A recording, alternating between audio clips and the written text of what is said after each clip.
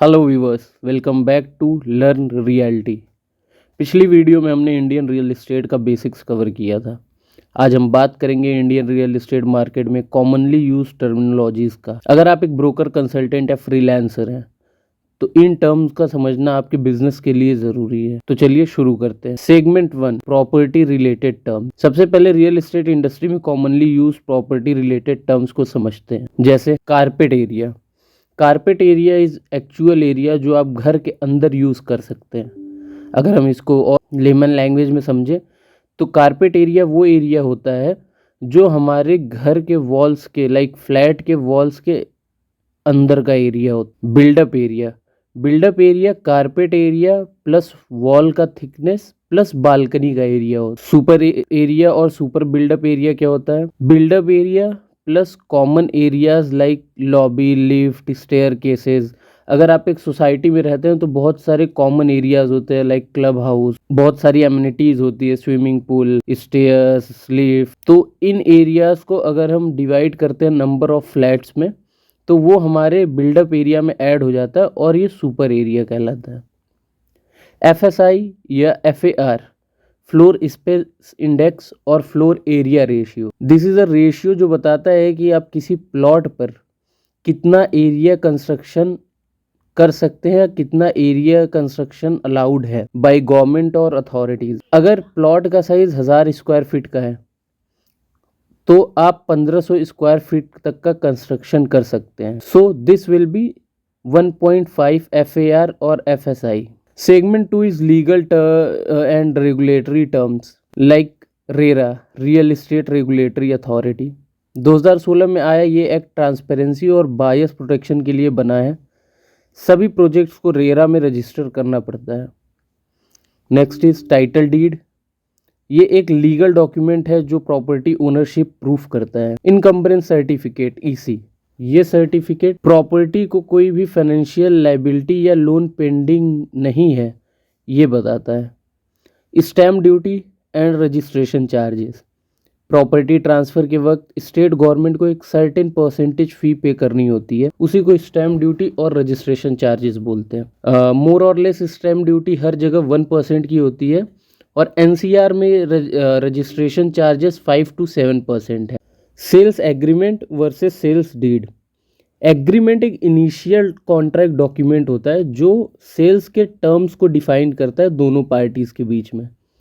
उसके बाद sales deed एक फाइनल डॉक्यूमेंट प्रिपेयर होता है जो ओनरशिप ट्रांसफ़र करता है। सेगमेंट 3 में हम बात करेंगे इन्वेस्टमेंट एंड फाइनेंशियल टर्म्स की, like EMI, bank loan, real estate investment etcetera. अगर आप एक ब्रोकर या कंसल्टेंट है तो आपके क्लाइंट काफ़ी बार लोन, इन्वेस्टमेंट और फाइनेंसिंग के टर्म्स समझना चाहेंगे। ये कुछ इंपॉर्टेंट टर्म्स हैं जो आपको भी पता होना चाहिए, like home loan, LTV, loan to value ratio. Bank कितना लोन दे सकता है, ये एक प्रॉपर्टी के मार्केट वैल्यू का एक परसेंटेज होता है। लाइक अगर आप कोई फ्लैट बाई कर रहे हैं और वो 1 CR का है एंड बैंक उस पर 60 लाख का लोन करता है तो LVR होता है उसका 60%। सो 40% आपको सेल्फ फंडिंग करनी होती है, बाकी 60% आपको बैंक लोन दे देता है। Next is EMI, equated monthly installment. ये लोन का मंथली रिपेमेंट अमाउंट होता है जो प्रिंसिपल और इंटरेस्ट का कॉम्बिनेशन होता है। लाइक अगर आप 60 लाख का लोन कराते बैंक से और 20 साल का कराते हैं तो पर मंथ आपको एक सर्टेन अमाउंट पे करना होता है 20 ईयर्स तक, जिसमें प्रिंसिपल और इंटरेस्ट दोनों अमाउंट मिक्स होता है। प्री EMI, जब कंस्ट्रक्शन फेज में लोन का सिर्फ इंटरेस्ट पे किया जाता है, EMI तब स्टार्ट होती है जब पोजीशन मिलता है। REITs, real estate investment trust, public investors के लिए कॉमर्शियल रियल एस्टेट में इन्वेस्टमेंट करने का एक तरीका है बिना कोई प्रॉपर्टी खरीदे। अगर आप REITs को डेप्थ में जानना चाहते हैं तो प्लीज़ कमेंट डाउन करें, तो मैं इस पर एक कंप्लीट वीडियो बनाऊंगा जिसमें आपको REITs का एक एक डिटेल बताऊंगा कि ये कैसे फॉर्म होता है, कैसे आप इसमें इन्वेस्टमेंट ले सकते हैं, इससे रिटर्न कैसे आता है, इसका रीसेल प्रोसेस क्या होता है।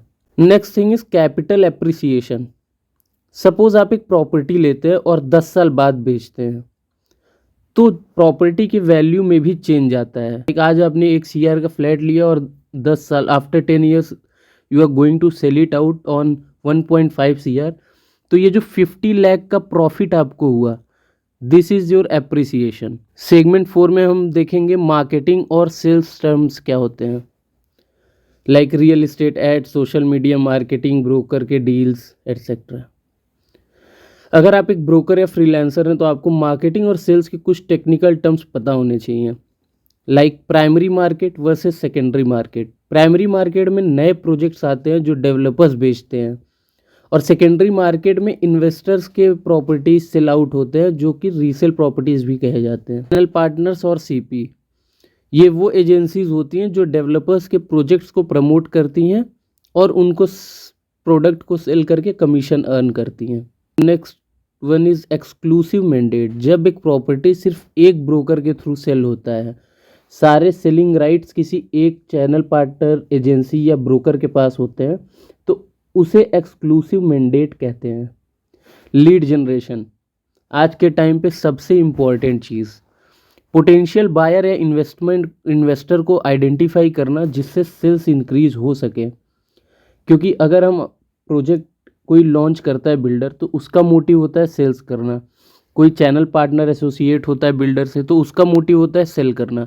लेकिन सेल करने के लिए हमें बायर्स का कांटेक्ट चाहिए, हमें बायर्स की पोटेंशियल देखनी है कि वो क्या प्रॉपर्टी लुक कर रहा है। अगर वो हमारे सेगमेंट में फॉल करता है तो हम उसको ये प्रॉपर्टी बेच सकते हैं। लेकिन बायर्स तक पहुंचने के लिए हमें लीड जनरेशन का प्रोसेस फॉलो करना पड़ता है, चाहे वो ऑनलाइन हो या ऑफलाइन हो। क्लोजर, तो क्लोजर वो स्टेज होता है जब एक डील फाइनलाइज होती है और कस्टमर एग्रीमेंट साइन करता है। सेगमेंट 5 में हम देखेंगे कंस्ट्रक्शन और प्रोजेक्ट डेवलपमेंट के क्या टर्म्स होते हैं। डेवलपर्स के साथ काम करते वक्त कंस्ट्रक्शन और प्रोजेक्ट डेवलपमेंट से जुड़ी कुछ टर्मिनोलॉजीज आपको पता होनी चाहिए, like soft launch, pre launch and launch phase क्या होता है। सॉफ्ट लॉन्च वो फेज होता है जो इन्वेस्टर्स और ब्रोकर्स के लिए होता है, ताकि उनको एक प्रॉपर्टी का या एक प्रोजेक्ट का कंप्लीट नॉलेज हो पाए। प्री लॉन्च फेज तब होता है जब अर्ली बायर उसमें इंटरेस्टेड होते हैं प्रॉपर्टी को लेने के लिए। At the end launch phase तब आता है जब फाइनली प्रोजेक्ट का ओनर या फिर डेवलपर ऑफिशियली उस प्रोजेक्ट को हर पब्लिक डोमेन में लॉन्च कर देता है और उसकी मार्केटिंग करता है। Next one is position date versus occupancy certificate. Position date वो होता है जब एक बिल्डर की हैंड ओवर करता है एक फ्लैट ओनर या प्रॉपर्टी ओनर को। ओसी गवर्नमेंट का एक ऐसा अप्रूवल होता है जो कंफर्म करता है कि बिल्डिंग लीगली हैबिटेबल है और आप उसमें अब शिफ्ट कर सकते हैं। टंकी प्रोजेक्ट, ऐसा प्रोजेक्ट जो फुल्ली कंस्ट्रक्टेड और रेडी टू मूव हो, इसको ready to move in projects भी बोलते हैं। Snagging list, snagging list buyers का या ब्रोकर्स का जो प्रॉपर्टी इंस्पेक्ट करते हैं वो एक लिस्ट बनाते हैं जिसमें उस प्रोजेक्ट से रिलेटेड कंस्ट्रक्शन में या डेवलपमेंट जो भी फ्लॉज होते हैं या ड्रॉबैक्स होते हैं, वो उन सारी चीज़ों को नोट डाउन करते हैं। इसे स्नैगिंग लिस्ट बोलते हैं। सो ये इंडियन रियल एस्टेट मार्केट के की टर्मिनोलॉजीज जो हर ब्रोकर, कंसल्टेंट एंड फ्रीलांसर को आने चाहिए। आप और कौन से टॉपिक पर वीडियो देखना चाहेंगे कमेंट ज़रूर करें, बताएं। अगर ये वीडियो यूज़फुल लगी तो लाइक, शेयर और सब्सक्राइब जरूर करें लर्न रियलिटी के लिए। मिलते हैं आपसे नेक्स्ट वीडियो में। Thank you.